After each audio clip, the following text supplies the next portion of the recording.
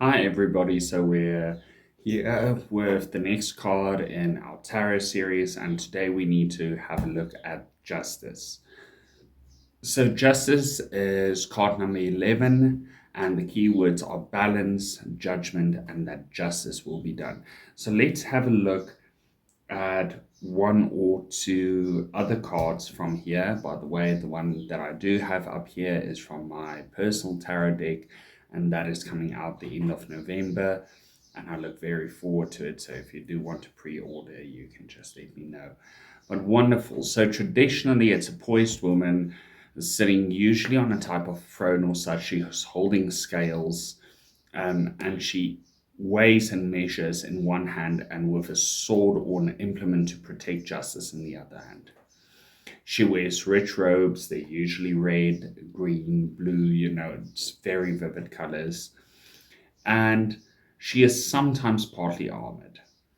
Unlike the modern image of civil justice who wears a blindfold, the woman in the tarot card representation of justice has her full sight.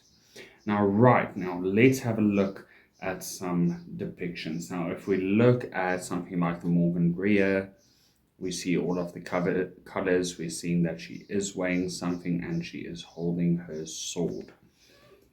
Next up, we've got something very similar in the Witch's Tarot. It's a very, very similar image. I do really like this one. This one is from the Wizard's Tarot by Corinne Kenner. It shows Libra because it's Libra's card. We've got the owl right here, which is a portrayal of wisdom. She is enlightened through the candles. She is weighing a heart against a feather.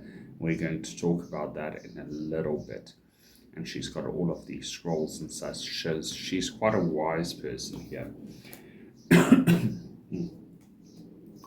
Then let's have a look at justice in the Druidcraft Tarot. We see the symbolic owl again. Once again, it's all about wisdom. It's also one of the animals of Athena and also Minerva. We do have the scales there. We've got the sword. Once again, very rich colors, blue and purple for the time for that tarot deck. And now let's look at something a little bit more modern. This is from the Lightseers Tarot, and as we can see, she sees almost like a reflection of herself. The scales are on the actual sword.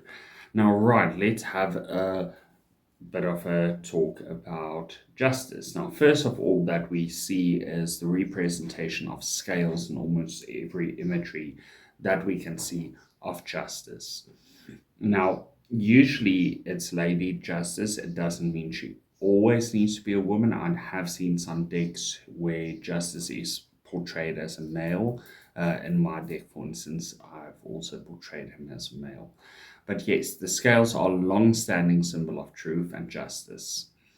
So now we need to talk about her weighing the heart against the feather. And this actually goes all the way back to a story from ancient Egypt where the goddess Maat would measure a dead man's heart against the weight of a feather before he could be allowed to journey on into the afterlife. So if the heart weighed more than the feather, obviously you wouldn't be allowed into the afterlife. There's this entire story where the heart gets eaten and such. But if it's lighter than the feather, meaning the person has done more good than bad in their life, then obviously they can enter the duat. And this is what this card is all about. This card isn't always just about physical justice. This is about moral justice as well. It's all about ethics. It's about doing the right thing at the right time. Now, the sword of justice is usually a double-edged sword, and it reminds that fairness cuts both ways, and it is held in the right hand of the figure. Now, why it needs to cut both ways is it's reminiscent of, to be fair, all of the parties are usually a little bit unhappy. That's all about fairness. It's not just about judging something that somebody did wrong. It's about being fair to the situation, looking at all of the different sides, finding a middle ground that is fair and humane and moral, most of all. And that's the thing about this card. We look at this card and we think about the philosophy of ethics, the philosophy of morality. And what usually comes to mind when I draw this card is I always think about the question, if a mother steals in order to feed her children, does that make her a bad person for stealing or a good mother for feeding her children? And at the end of the day, it comes down to a moral thing. You need to think carefully. You need to ask the correct questions when this card comes up. Like, for instance, did the mother have a choice? Could she have gone to work? Was there maybe somebody to take care of the kids while she worked? Was there any other options? Did she have a baby daddy that she could have asked for some food or the money? So not to say that we're trying to paint her as a bad person, but looking at all sides of the story before making a decision on her morality and having a look at who she is as a person. And this is what this card is all about, and not just when it comes to a person, but also a situation. This card tells you slow down. Not all sides are known. You need to start looking at the facts. You need to look very logical at it. It's a card that never quite makes a decision one way or the other. It's kind of always looking for this middle ground, constantly looking for it. And that's what we need to remember with the Justice card, is the Justice card isn't one way or the other, or just black or white. It's an exceptionally great card that prompts us to ask the questions that we wouldn't necessarily ask ourselves. So we can usually see, and a lot of them, if we look here, we do see the pillars at the back of the card. And the pillars and steps leading to the figure of justice reminds us of a court or a place of law. And it symbolizes that all matters are man-made law. It shows signing of documents, court cases. So yes, there is a very physical part of this card when it comes to drawing and when seeing it in the reading. It can be laws, it can be signing of documents, it can be court cases, but it also says that it is man-made and therefore not always completely fair either. But it has been chosen as the best course of action for everybody involved. Now, you'll see that in most cases, she'll wear red or an exceptionally vivid color, like, for instance, a dark green or a grass green, a sky blue. And it symbolizes wisdom, the judgment through the ages. And in some of the cards, you'll see that she's very vividly dressed in these cards. In the others, she is not as vividly dressed, but there she'll have an animal in the form of the owl. And the owl will then represent the wisdom and the judgment of the ages, keeping your eyes open in the dark at night, so to speak. The owl is very significant to this card. You'll also see that when she is wearing a crown, you'll see that there is a single gem at the top of the crown that represents the third eye. And that is all about her clarity, her wisdom. The thing is that justice never truly sleeps. Justice is looking at the situation in the darkness at night as well, where a lot of things are happening that we don't always take into account because we like to see only what we saw. And it's a reminder that we need to think about it, that memories aren't always accurate, that facts need to be looked at. It is, like I said, it is not a card for making a decision one way or the other.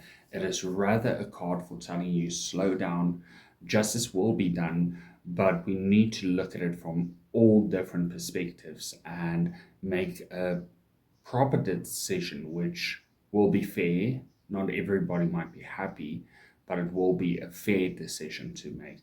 And that's why it's attributed to Libra. And if you know some Libras in your life, you'll know that decision making can be hard for them.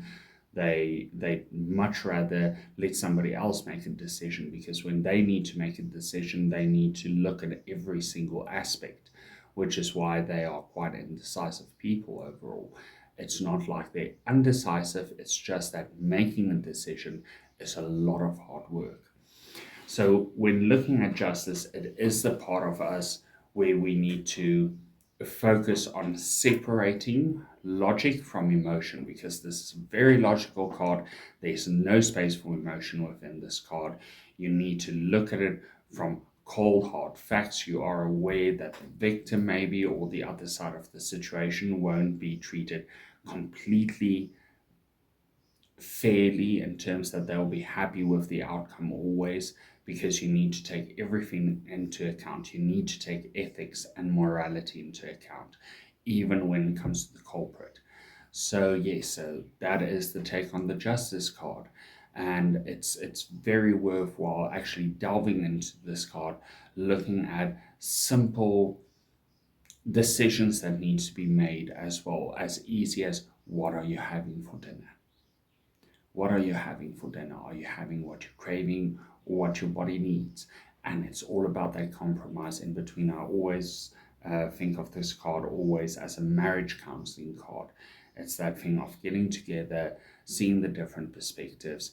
Each person has their own truth, and you need to find the middle ground. It's like drawing a 6 or 9 on the ground from each person's perspective. For the one, it is a 6, that is their truth. From the other side, it is a 9, it is their truth.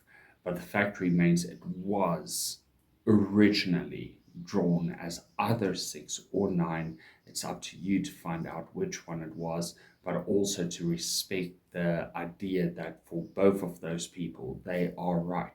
They are seeing the truth as what they are perceiving it. So it's a very delicate card.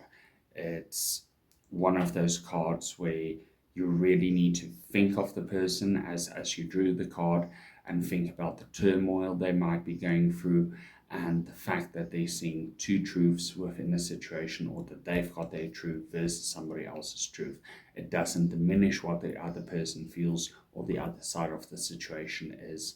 For you, it's navigated to a point where there is a nice middle ground, where there's a compromise. Right. I'm going to see you guys again real soon with the next card.